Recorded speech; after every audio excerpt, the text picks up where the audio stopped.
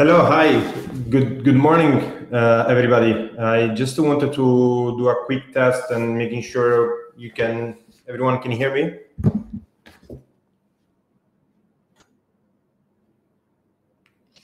If somebody can just confirm that you can hear me, please.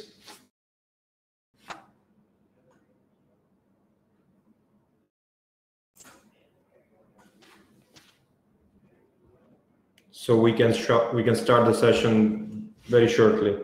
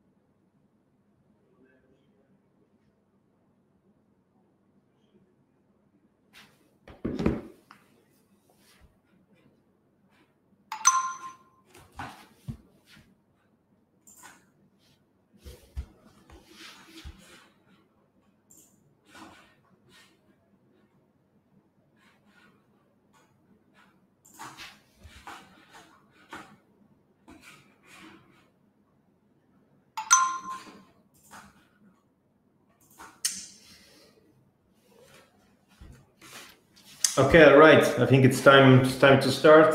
Good morning, everybody. This is Remo from checkout.com. I'm very happy and pleased to be part of the first workshop for today for this amazing new series of events that our friends at STEP are organizing with FoodX. And the main idea of this workshop that we would like to make as much interactive as possible. I have a quick presentation which I will share you in a couple of seconds, where I will use as a base, of this presentation. And then ideally, I would like to take as many questions as possible that you might have during this chat, to make sure that I can pass some knowledge and expertise to the audience in this room.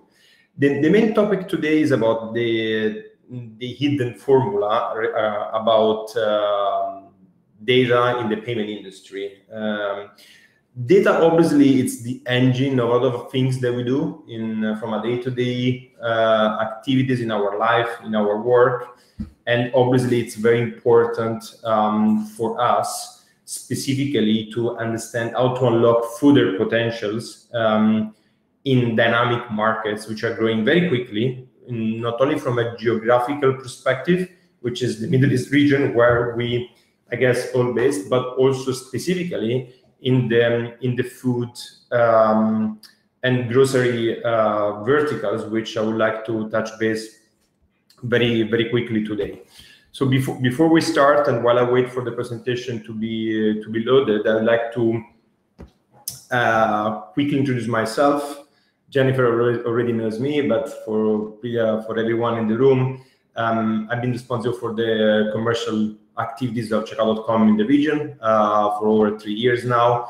And prior to that, I was a merchant. So hopefully I can help to address some of the queries that you might have, since I had the pleasure to wear different hats. Now, obviously with checkout.com, but obviously with my experience and expertise in as a merchant prior to that. While again I wait for the slide hopefully to load anytime soon, I wanted to highlight a bit quick what's the agenda for today. The main purpose of the activity for today that I would like to present is the quick intro about checkout first. In 10 seconds, some of the outcome of the research we have done specifically in the Middle East region, which hopefully will give you some takeaways and some good insights in the activity of the day-to-day business where you guys are currently operating. So a quick word about checkout.com. We are a global online payment service provider, been operating in the Middle East region since like 2014, even though the company was founded in 2012, head office based in the UK. We currently have over 1,000 employees in more than 18 offices. So we are truly like a global online payment service provider, supporting some of the largest e-commerce that they're operating, not necessarily MENA, but everywhere in the world. We have the pleasure to support the biggest food and grocery platforms in the Middle East, companies such as Zomato, Talabat, Deliveroo, Hunger Station in Saudi Arabia, Nana, Instant Shop, platforms such as ShotFood, Hello Chef. They're using our payment platform. It's a unified payment solution which allows e-commerce company to connect any kind of form of payments digitally in a single API in any currency worldwide, essentially. This has been one of the main success for us to support some of those big local platforms. I have a chart that I like to share very quickly, hopefully. But essentially, the idea that I would like to present today is some of the takeaways of the report we have done last year, a report which is Connected Payments.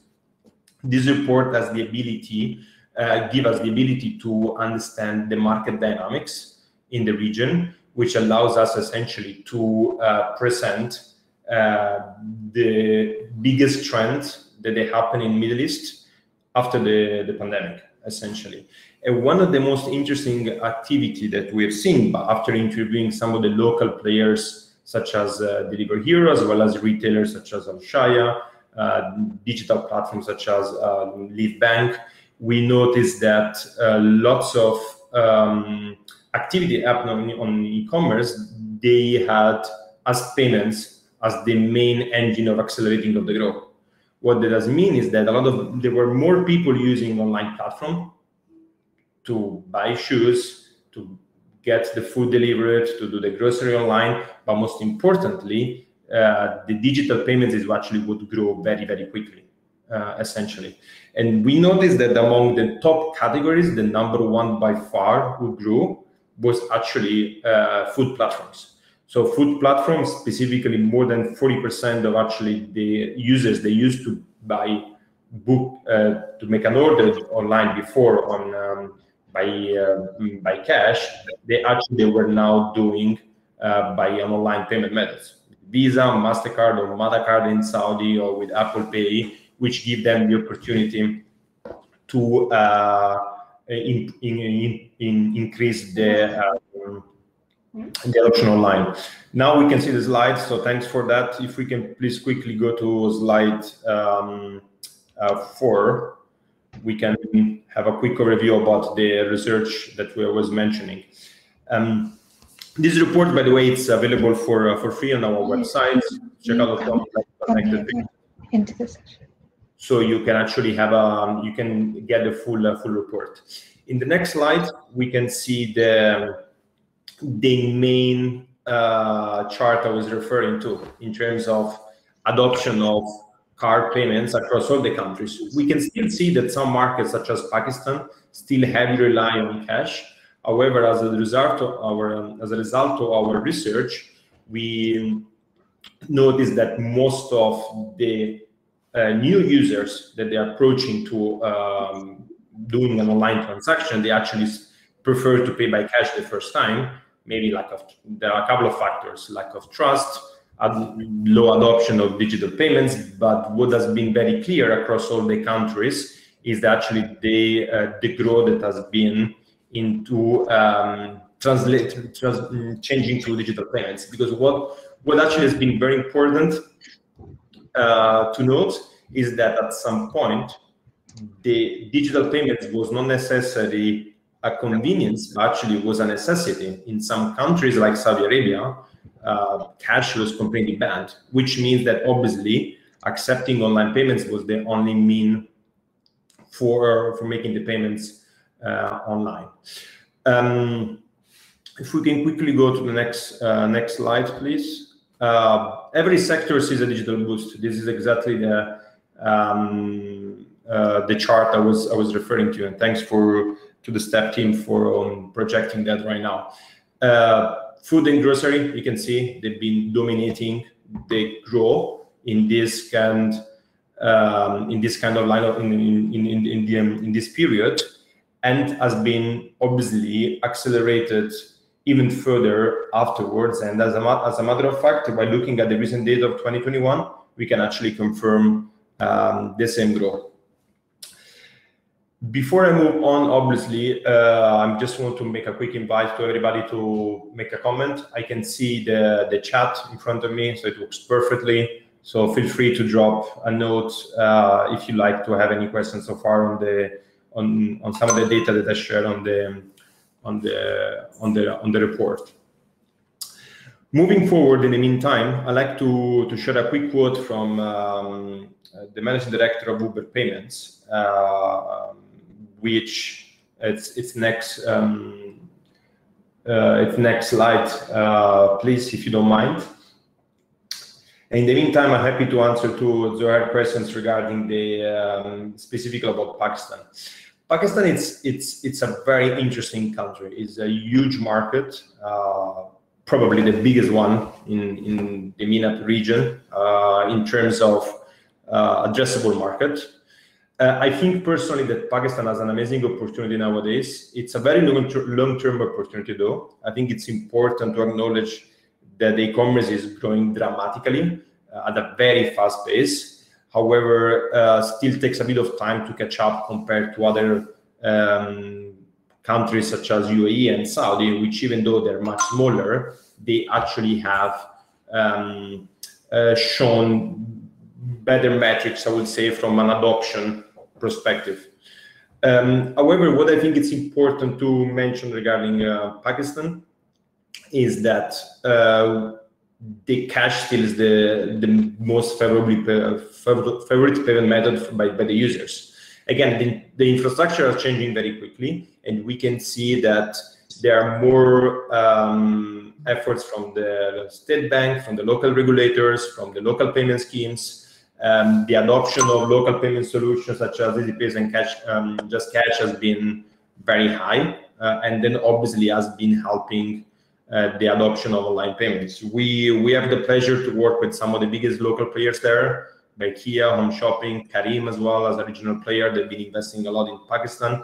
So we have a lot of data about Pakistan as well. And obviously the short answer to the long one that I'm giving is that yes, there is definitely a market opportunity. The reason why Checkout.com already established an office in Pakistan, we are investing much more resources there as well. And definitely there is a lot of things that we still have to do. Yes, more than 100 million people are digitally connected. That's totally very strong data that we also see, and I think it's important to see how many of these 100 million they actually also transact online, which is really the key for when it comes to e-commerce. And going back to the main topic of this workshop is that usually the main verticals and sectors where people get introduced to e-commerce tends to be travel, because you can buy a flight ticket or you can book an hotel online easily. But most importantly is the day-to-day apps that actually you're going to use, which essentially is food, which is grocery. So definitely there is a lot of room for new players in Pakistan, in my opinion, from that perspective, and massive opportunity on the digital payments, because if I look at the data that we see in Pakistan, still the online card penetration is 1 digit. So lots of room to grow. Hopefully that answers your questions here, and happy to address others more in details as well. Moving back to the presentation, this quote, I think it's actually very interesting, because you can easily see how global players such as Uber think about data, specifically in the payments. An e-commerce company spends a lot of money to acquire new customers. You know, there's many ways of getting new users from multiple channels. Once the customer wants to actually make a purchase on your website, on your app, you obviously want to make sure he or she does it, and there is no blocker when it comes to payments. That's why getting the data about why those users are not able to make the payments, actually acknowledging, you know, what are the main issues behind it, something that is actually it's really important. A lot of merchants spend lots of money in marketing, but very little to optimizing the funnel. This is some of our experience. That's why it's very important to understand who gets into the website, but equally important to know who actually leaves the website once they decided to make a purchase. If we can move on to the next slide, please, I can show you some other interesting data of one of the other research that we have done at Checkout.com, where, you know, we see that payments is a people thing.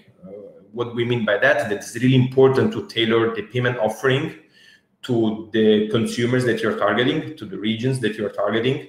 Targeting customers in Pakistan might have different needs than Saudi. Egypt might have some proximity in terms of users' behavior than Kuwait, but they are completely different markets with different payment methods, with different kind of infrastructure. So I think it's really important to understand those kind of differences, and equally it's important to understand why actually people actually go to your app and they don't continue to purchase. It's because you don't have a good assortments. It's because if you're an aggregator, you don't have like good brands on the platform, or what that will be. And I think if we look at some of one of the research that we have done, like there are four main points that I like to highlight. One is about the speed and the convenience to make the purchase on the website. Based on the data that we see is that like more than 50% of the users, they actually did not complete the transaction because of the complexity of the payment flow. This actually means that, you know, you can end up losing half of your customers because there is no a good flow to make the payment. The second main point, which usually is very relevant specifically in the Middle East region, is about the trust.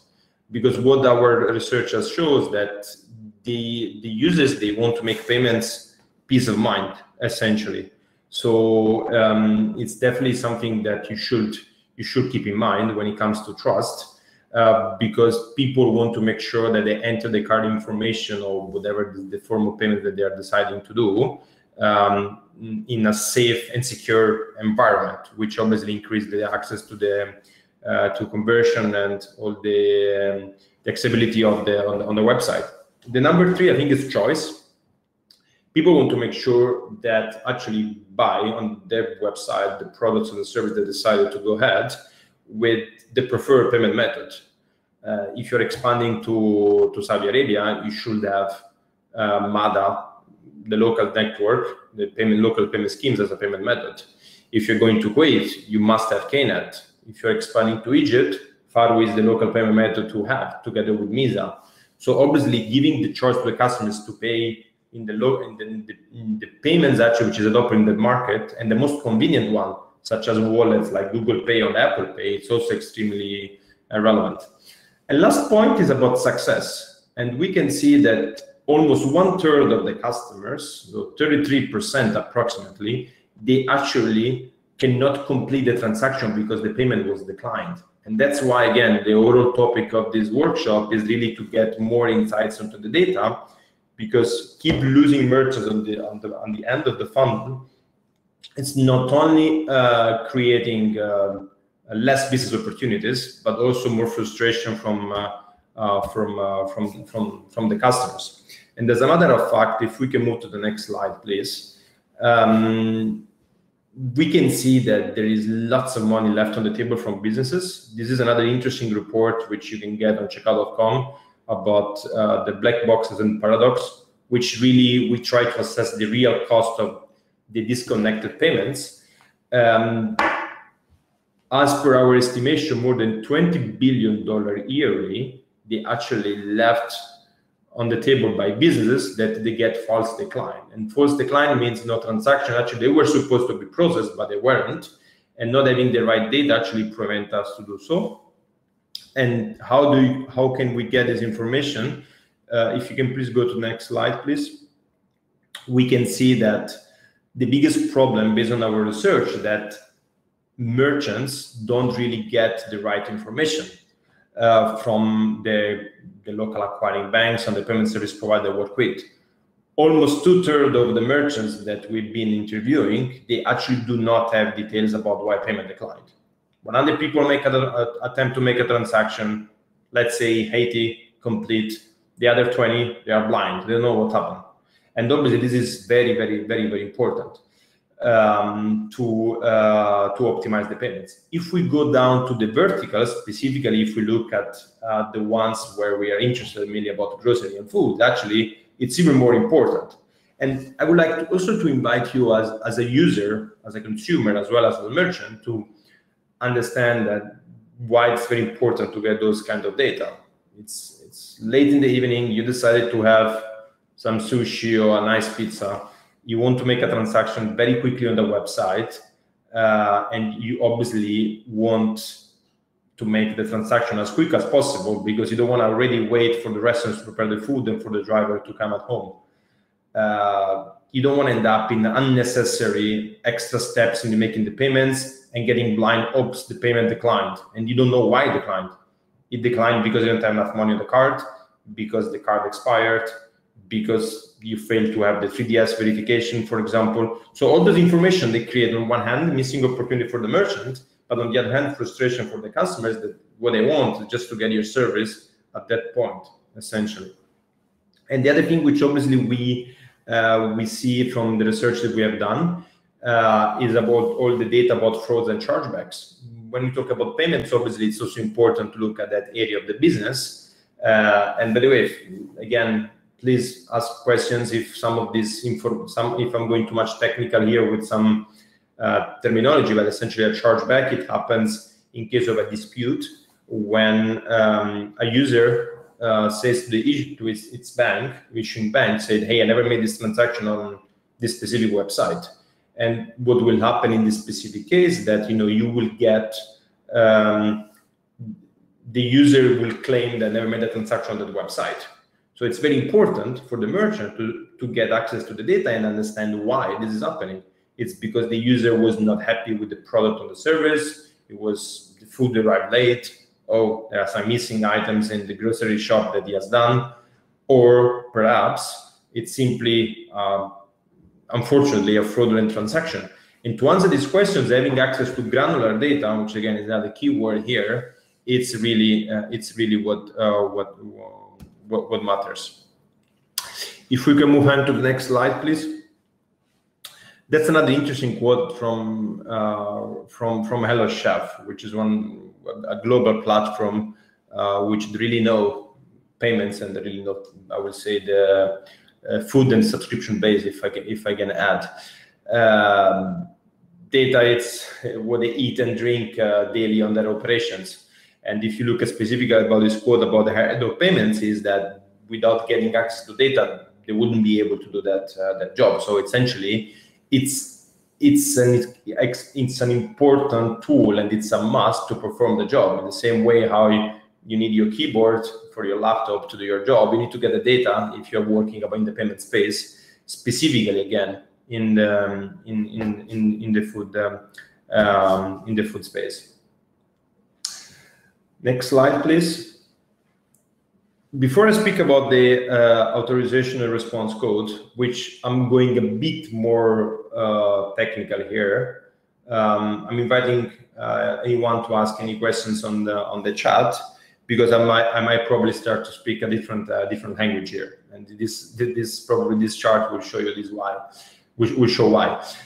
If you're a merchant and you're accepting payments, you usually get an error code, which doesn't mean much if you're not really handling these on a day-to-day basis. But it means a lot in terms of actionable items that you can deliver. Because if one of your customers makes a transaction on the website and is getting a 20051, doesn't know what to do. Probably most of us wouldn't know what to do.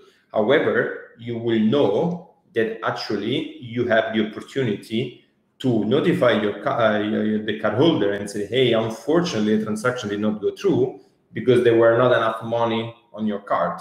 So the action that you're providing to your customer is try another card, or top up your card and try again, or use another form of payment. Maybe pay with Apple Pay if your Visa card has not enough funds, or maybe pay with your mother card in Saudi if you have one, essentially. So again, getting access to those kind of information is extremely important. And what we've been seeing, which is quite shocking in my opinion, is that based on our research, that over 60% of the merchants actually don't even get some strategic support from their providers to how to optimize this data. So obviously, there's a lot of education that also providers like Checkout.com they do into this space, and I hope that workshop like those will help you guys in the room to optimize payments for the business where you're currently operating. If we can move to the next slide, please. I also like this quote from Arjun, who we interviewed him when he was at Alfontaine. If data is the new olive oil, then payments data is the new extra virgin olive oil. And you can see again how important to get the right decline code associated to the reason why the transaction was not declined. Because you should know why a transaction didn't go through. And those are the ones that you can see in this chart here. It's just simply some of the top error codes we've been seeing in the Middle East and Pakistan report that I was referring previously. And we can see that over 20% of the users in the region, they actually suffer from fast decline, which means those are transactions actually you can easily optimize afterwards. The other thing, which I think is quite scary sometimes, and they can use this word, is that some of those transactions actually do not get the detailed error code. And you can see perhaps the second one, which is like do not honor. So for people that are in the payment industry, probably are very much familiar about this, but essentially it means that the issuing bank, so your bank who give you the card and you put in your wallet, they decided not to let you process this transaction online. Because of multiple reasons. One reason that might be that they don't like you as a customer to use the transaction online, or in a specific line of business where you're operating, where you're trying to make a transaction, or perhaps into the a specific environment where actually you're operating, essentially country or again specific vertical. I'm conscious about time because I think we only have a couple of minutes left. So I'll move very quickly to the next slide to quickly give you an idea about the financial reporting. This slide, I think it's not very clear, right? So, but essentially it's giving you the idea about the complexity of the payment space. There is a lot of things that obviously happens behind the curtains. Once a transaction happens, how you can make the settlement of the funds, how actually you can break down the processing fee with the cost. All this kind of information, again, helps the merchants to optimize not necessarily the payment space, the payment processing, sorry, but also the overall information behind the processing of the transaction. So how can you make sure that the reconciliation actually works properly? How can you actually make sure that a company which is present in multiple countries, they actually can simplify the reconciliation? So obviously this is another thing that it's, in my opinion, it's very important to keep into account when you're looking to expand new verticals and new geographies, and also about the opportunity to learn how also the different team members that actually can operate in a single platform, to make sure that you don't end up with reports like this slide, but something a bit more easy to read for everybody. Next slide, please. I think that's quite important for you to know, to give you hopefully that some of the information I shared will help you to understand how it's important to find the right payment partner. So some of the questions that I will ask to your payment partner, or to yourself internally, to make sure that actually you're working with the right provider, is to understand, am I getting actually all this data that Remo has been talking about the last 30 minutes? Do I know what's happening to my transactions, specifically about my decline? Do I provide different ways and view and how I consume this payment data? Because access the data is very important, but once you have it, then how are you going to use it? And also, do you actually have somebody who understands them in the company, in your business? Or if not, specifically if you are a startup and you're growing very quickly, you might not have somebody who has deep knowledge in payments, but do you have somebody on the other side? Is your payment partner aware about those, how to optimize those payments? Are they giving you some advice and consultancy sessions to make sure that actually you can optimize them? Because what is also important, this is based on our experience, that we see common trends in multiple areas.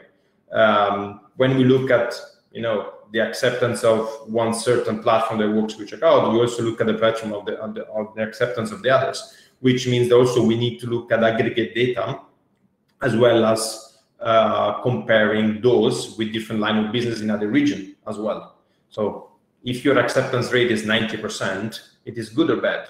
The answer is it depends, because we need to see if you are in Saudi, if you are in Kuwait, or if it's 90% it's on Visa card, if it's on Apple Pay, essentially.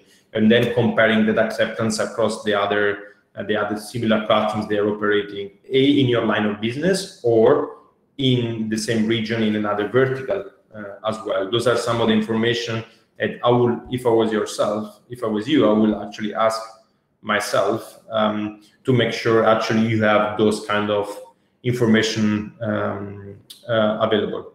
And just because we're really running out of time right now, the last slide that I want to also show again a quote from Microsoft. Next slide, please. It's really it's really the mind shift that other merchants have when they collect payments, because now because the complexity is increasing. A lot of companies, they actually understand more and more how actually you differentiate your brand with payments. This is actually, it's a good shift we have been seeing in multiple regions, specifically in the food space, where obviously you need to diversify yourself against many other players, and payments is clearly the area which has been underestimated, and behind payments is data, because without data, obviously you can't optimize your payment process. Thank you so much for everybody for attending this workshop. The last slide, which we will project in a second, will give you the QR code to download our report, where you can get everything about all this data. I think my colleague Diego also put in the chat the link. I'll be around if there are many other questions. Feel free also to message me directly, add me on LinkedIn. You should be able to get my personal contact details and the attendance list of the event. It's been a pleasure to present this. Good luck for STEP colleagues for the rest of the day. The agenda looks awesome. So I invite everybody to stay around and attend all the sessions that we have for the rest of the day. I appreciate the time from everybody, and thank you so much.